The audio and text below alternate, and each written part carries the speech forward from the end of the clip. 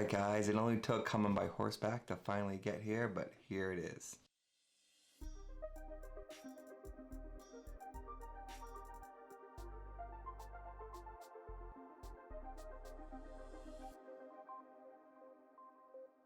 Welcome back to the channel. If you're new to the channel, my name's Michael. Welcome, glad to have you. So guys, today let's talk a little bit about motherboards, specifically the Asus X570 Crosshair. This is the motherboard that I decided to go with for the Megatron build. It's probably overkill. No, actually, I know it's overkill. I could easily got like a B550, but I think this board looks super sexy. I love the way that it looks. I love the heat shield on it. I love the color scheme. I think it's perfect for the upcoming Megatron build. So let's go ahead and dive into this thing. Let's talk about some of the specs and let's take a closer look at it.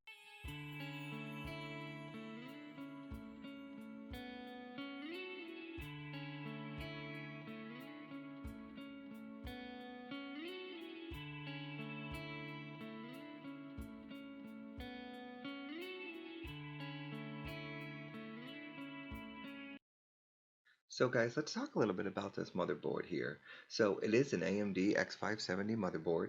It is backwards compatible with Ryzen 2nd Gen. It does come with PCI 4.0. It's got 16 power stages. It's got two spots for two M.2 drives, which can be configured in RAID.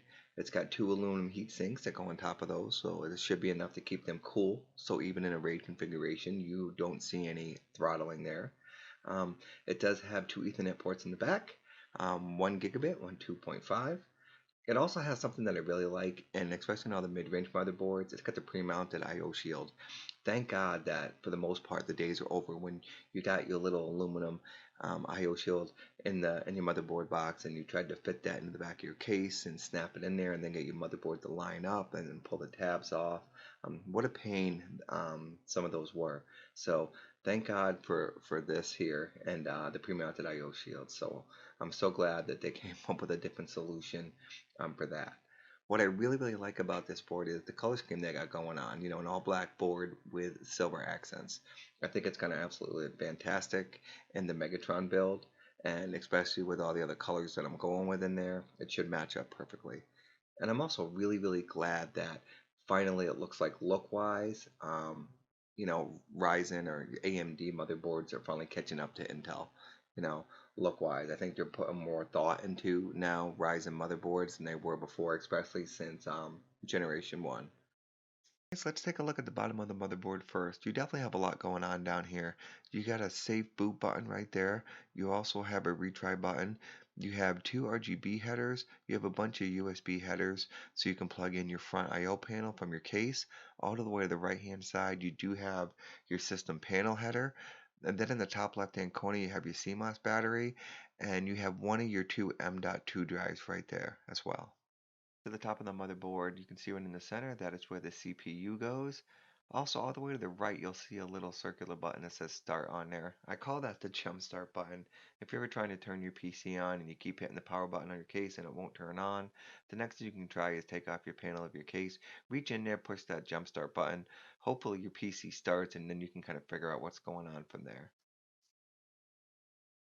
Alright guys, you have connected at the top of the case. You have one for your AIO pump, your CPU fan, your water cooled pump. Alright guys, looking on the side of the case there, you do see that you have 8 SATA 6 connectors, and you can also see your 24 pin connector right there. So nice, a lot of options for storage, which is really nice.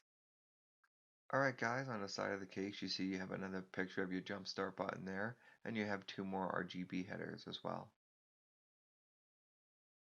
Alright guys, I went ahead and I took off the aluminum heat sinks and exposed where both M.2 drives go, so you could take a look at those.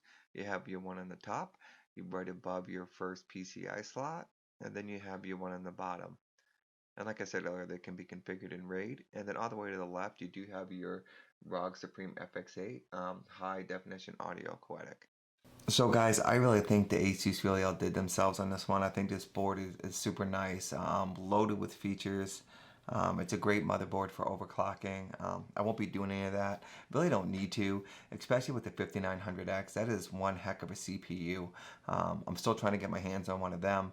They have been out of stock since launch. I don't know when AMD is going to be restocking these stores. I'm actually hoping on November 18th to get my hands on a 6800 XT for the build. So we'll see how that goes.